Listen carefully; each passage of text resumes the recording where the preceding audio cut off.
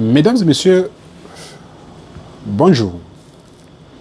Aujourd'hui, je viens en version française vous parler de cette question, ou bien du moins répondre à cette question qui préoccupe plus d'un dans la culture bamileke. La question est de savoir qui peut être ancêtre chez nous, qui peut être ancêtre et qui ne peut pas l'être. Comme je viens de le dire en Yemba, je viens de finir avec la version Yemba, l'ancêtre chez nous est celui qui a posé un certain nombre de biens, qui a fait un certain nombre de choses dans un sens positif. C'est ça qui t'interpelle dans le monde des ancêtres. Lorsque vous faites ce qui est bien, vous êtes en train d'acheter votre place chez les ancêtres. Lorsque vous participez à la construction de la société, vous êtes en train d'acheter votre place auprès des ancêtres. L'on parle de vous au présent, au positif. Monsieur tel, madame tel a fait telle chose. Ou on fait telle chose. Et après votre mort, on dira encore, monsieur tel, madame tel avait fait telle chose. Vous voyez qu'on continue à parler de vous dans le positif. Maintenant, si vous contribuez à la destruction de la société, je vais dire dans un sens un peu plus négatif, personne ne viendra parler de vous. Au contraire, vous n'allez jamais être enceinte. Je vais prendre deux exemples palpables. Il y a le bandit qu'on tue. Lorsqu'on a tué un bandit, le bandit ne peut pas être ancêtre quelque part. Non.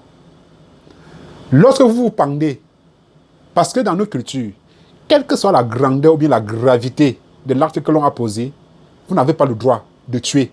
Vous n'avez pas le droit de vous tuer. Vous n'avez pas le droit de vous pendre. Déjà même, quand vous vous pendez, votre enterrement est encore différent. Et il y a cette instance secrète qu'on appelle Meka dans le Yemba, qui va venir. C'est eux qui s'occuperont de votre enterrement. Et vous, on vous enterre comment? Sans cercueil. On creuse le trou, juste un trou là où vous vous êtes pendu. On coupe et vous tombez à l'intérieur du trou, on ferme.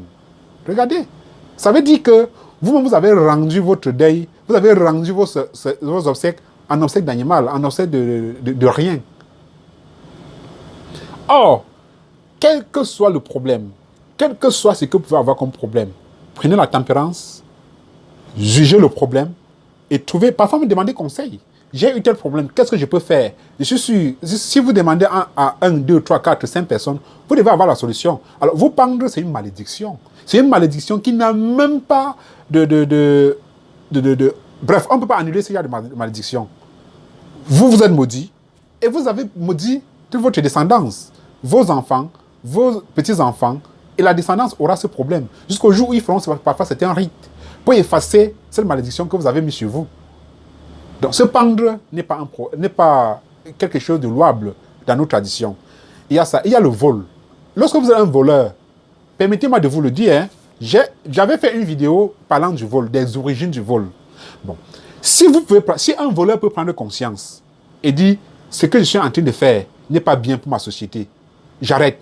Là, il arrête et avec le temps, ses péchés sont lavés par nos ancêtres. Il accouche donc ses enfants, il s'est marié, il accouche ses enfants, il essaie de situer ses enfants en respectant et en répondant à ses actes, c'est-à-dire en lavant le mal qu'il a posé dans son travail de vol ou de voleur.